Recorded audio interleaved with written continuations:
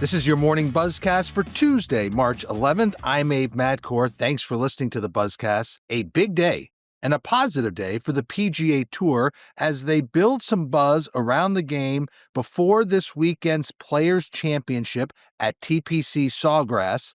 SBJ's Josh Carpenter recorded a couple of big sponsorship deals, which is a sign of positive momentum around the tour. First, the PGA Tour signed Delta Airlines to a multi-year deal. Delta CMO Alicia Tillman said the brand saw that the PGA Tour was, quote, thriving and continuing to grow, end quote. Delta has been active in its sponsorship of golf. It has a number of players who have ambassador deals like Nelly Korda and Stuart Sink and Patrick Cantlay, among others. Now, Delta is replacing United Airlines in that category.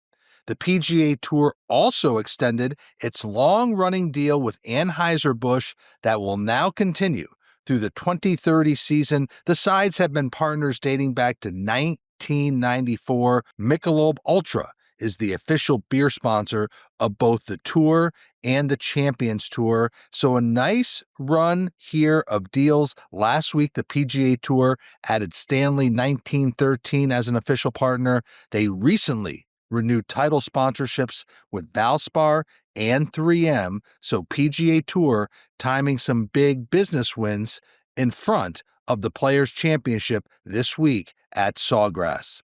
Let's move on. Playfly Sports, it continues its growth and expansion by acquiring the Chicago-based Paragon Marketing Group. So what does this mean? Well, the move brings Paragon's corporate consulting division, its deep high school sports business, as well as its content, event, and production capabilities to Playfly Sports. Playfly, of course, is strong in media sales.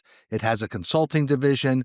It also has research and data capabilities, among other units. But Paragon's name will still exist. It will be held in a separate Paragon Sports Marketing subsidiary, where Paragon principals Rashid Ghazi and Julie Simmons will become president and head of operations of that unit. They will report to Playfly President of Media and Partnerships, Lindsay Amstutz.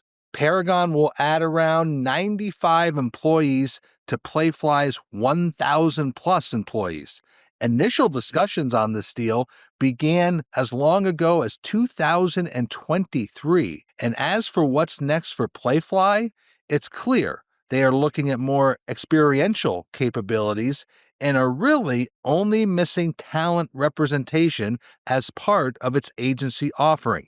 Playfly Sports' CEO Craig Sloan tells SBJ's Terry Lefton, quote, over the next couple years, I find it hard to believe that we'll still be sitting on the sidelines when it comes to talent.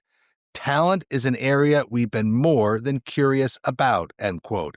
So there you see Playfly looking at talent representation in its future after acquiring the Chicago-based Paragon Marketing Group. Let's shift to baseball. It certainly seems like things are coming to a head in Tampa and the future of the Rays.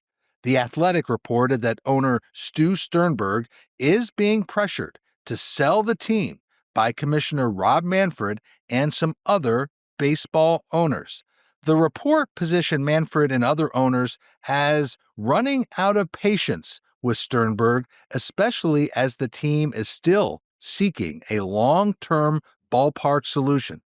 So the future of the Rays ballpark and a $6 billion redevelopment of downtown St. Pete really will come to a head by a March 31st deadline for the team to meet a number of obligations. So after that day, I do believe it will become more clear about the team's future. Now, if the team is sold, and it's a big if, because Stu Sternberg has not indicated at all that he wants to sell the team, baseball does want the franchise to remain in Florida. St. Pete, Tampa, Orlando are all possibilities. They do not want the Rays to move out of the overall market. They believe the Florida market is still viable. Nor do they want the team to go to a potential expansion market like Nashville or Portland or Salt Lake City or Charlotte One group interested in buying the Rays is the family of ex-San Francisco 49ers owner Eddie DeBartolo Jr. They have roots in Tampa. Also, Tampa business leader Joe Malloy is leading a Tampa-based group seeking to buy the Rays and potentially pursue a ballpark in St. Petersburg. So a lot of moving pieces here. And again, we'll have more clarity by the end of the month, but pressure certainly building on Rays owner Stu Sternberg.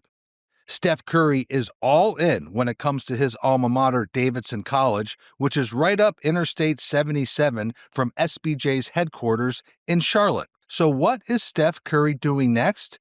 Well, he will serve as an assistant general manager for Davidson's basketball teams, making him the first active player in U.S. major pro sports to take on an administrative job with a college team. So Steph Curry, of course, he'll continue to play for the Warriors, but he will lend his time to the Davidson basketball program. And in addition, Curry and his wife and longtime Davidson supporters, the Berman family, are creating an 8-figure fund to support Davidson's men's and women's basketball teams. This Curry Berman Fund, that is meant to help Davidson begin sharing revenue with players directly. That will come after the house settlement expected later this spring.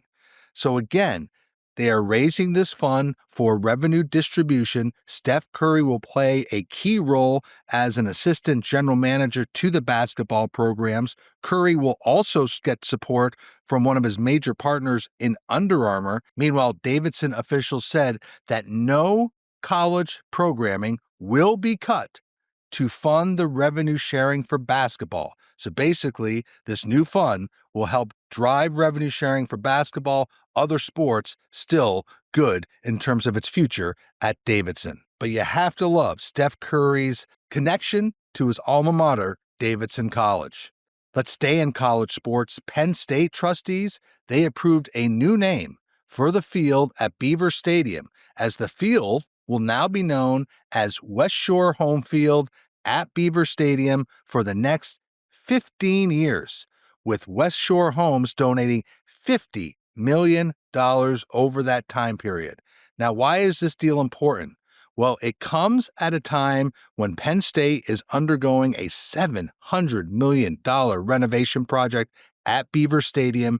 This deal will be front-loaded with more of the money coming earlier in the 15 years to limit the borrowing necessary for the renovation.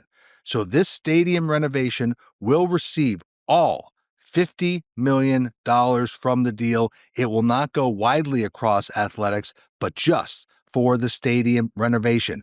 And with this deal, Penn State's athletic department has now raised nearly $131 million toward the stated goal of $134 million. So they're pretty much there. Amazing what they've done. The founder of West Shore Home, which of course is a home remodeling company, is a Penn State graduate. But this was not an entirely smooth process, as a number of trustees on the Penn State board were pushing for the field to be named after the late coach Joe Paterno. But for now, it'll be called West Shore Home Field at Beaver Stadium over a 15-year deal. All in all, here is another example of a college program out in the marketplace raising money for a number of different reasons. We talk about the house settlement, but schools are also out there looking for funding and financing of facility and stadium projects like this example at Penn State. And so that is your morning Buzzcast for Tuesday, March 11th. I'm Abe Madcore. Thanks for listening to the Buzzcast. Stay healthy, be good to each other. I'll speak to you tomorrow.